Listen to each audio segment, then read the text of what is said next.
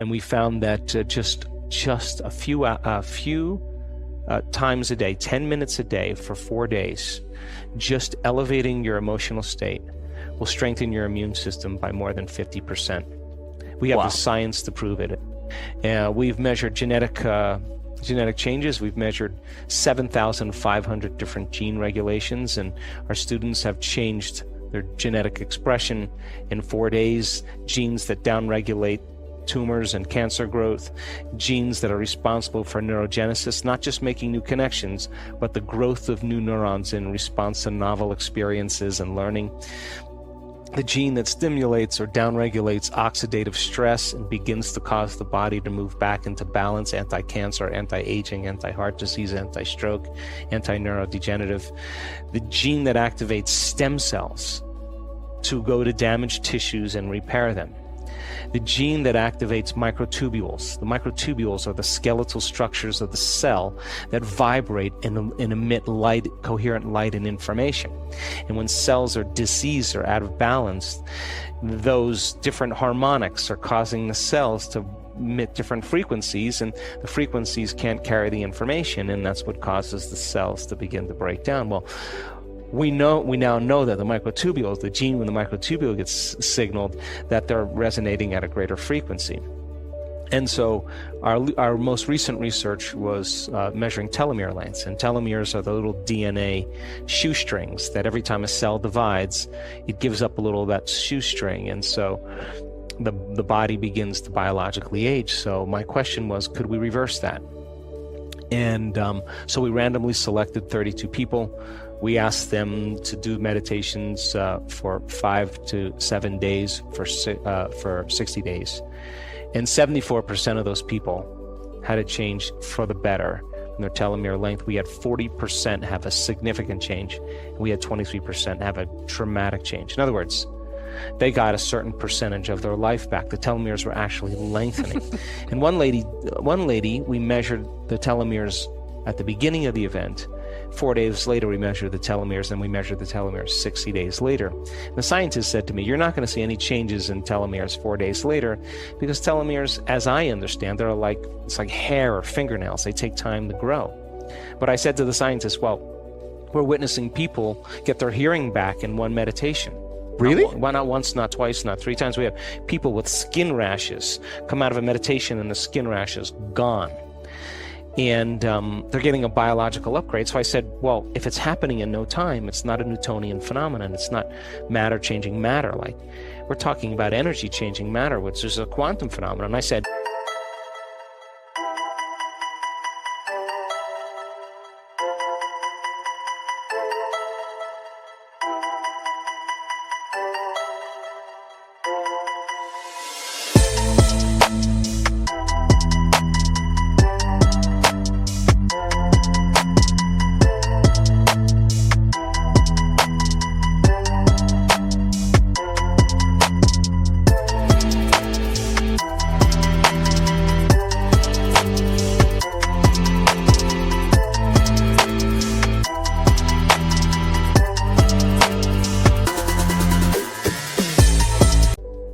if that's happening, is it possible that their telomeres could lengthen in a very short amount of time? And he paused for a long time, and then he said, I think it is possible. I said, well, I'm willing to spend the money to see if it's true. And we had one lady lengthen her telomeres in 4 days, which is really, really significant. Wow. So anyway, I gathered all this data, and I wrote a book called You Are the Placebo, Making Your Mind Matter. And I had thought, well, hell, if you understand the science of the placebo, giving someone a sugar pill or a saline injection or performing some false surgery or procedure, a certain percentage of those people will accept, believe, and surrender to the thought that they're getting the real substance or treatment, and they begin to program their autonomic nervous system to make the exact pharmacy of chemicals equal to the substance they think they're taking. Now, that's not light dinner conversation. That means then that pill, which is an inert substance, is a symbol that represents a possibility in the quantum field. And they begin to think about that possibility called getting well. And a certain percentage of those people will begin to feel optimistic, enthusiastic, excited, inspired, and they're combining a clear intention with an elevated emotion. And they're beginning to reprogram their autonomic nervous system. You don't need the sugar pill or the saline injection to combine a clear intention with an elevated emotion. Instead of selecting a known like a pill, select an unknown in the quantum field and keep revisiting it until you biologically make it known. And do it over and over again until you begin to program the gene to begin to express itself. And so I wrote a book called You Are the Placebo. I showed some of the science in there.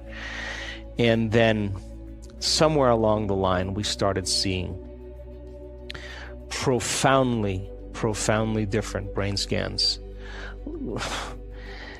I mean, neuroscientists that were coming and studying us during these moments were concerned that our students were having seizures because the amount of energy in their brain was and is dramatic.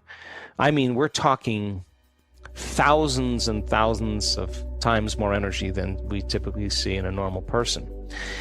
And so they were probably thinking, like, we should take these people to the ER. Yeah, no.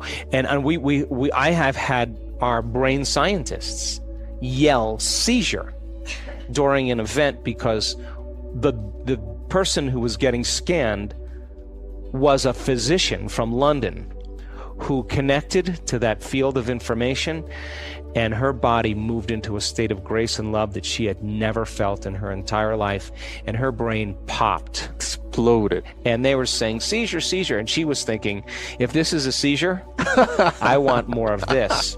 We started to realize that when people go from a narrow focus to an open focus, and when they begin to pay attention to that field, they stay present with it. They experience it. They become more aware of it. Mm-hmm. Moment by moment by moment, there'll come a moment where all of a sudden they'll begin to connect to it. Now, the hormones of stress create separation. There's me here and there's you there, and there's space and distance between us. And then there's me here, and then there's my future and my dreams way over there. Mm-hmm. And I got to drag my body through space to get to my dreams, and it's going to take time. And that's the world of Newtonian physics.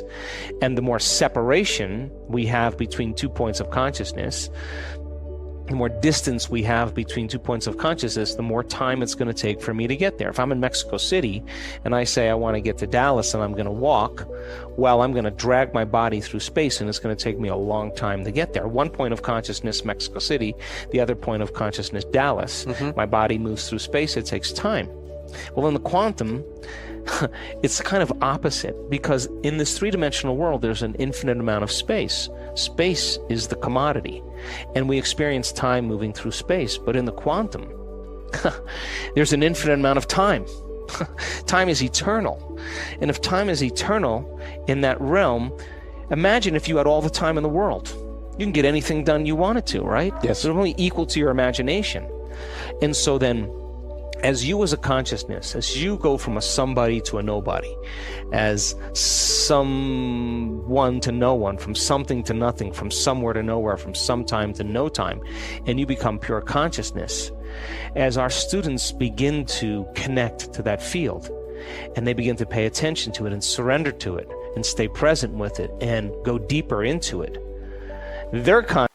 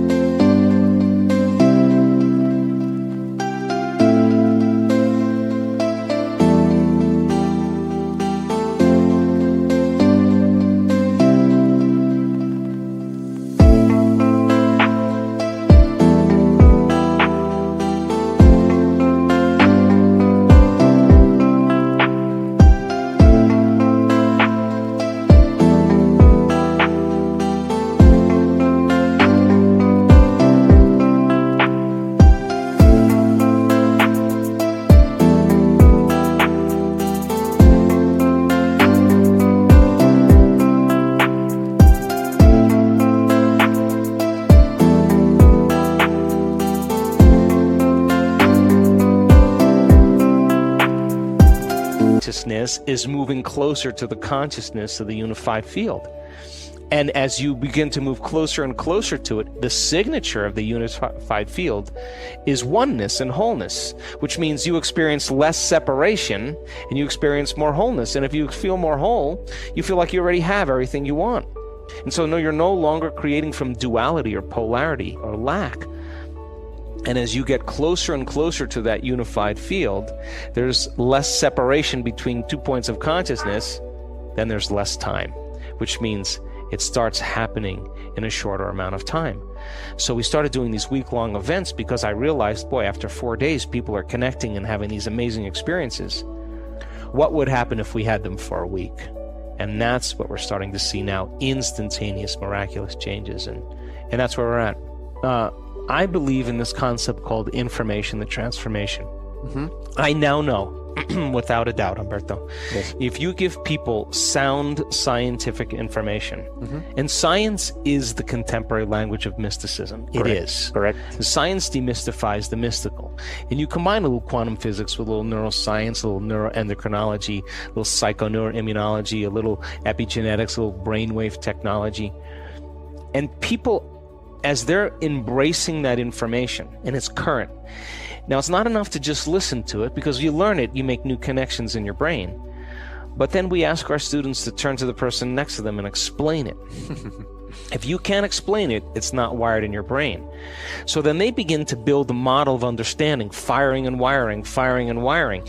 And as they begin to make their brain fire in new sequences and new patterns and new combinations, they're changing their mind. Mind is the brain in action. So if we keep reminding them of these models and they can explain it, they're installing the neurological hardware in their brain in preparation for the experience. And the more they understand what they're doing and why, the how gets easier.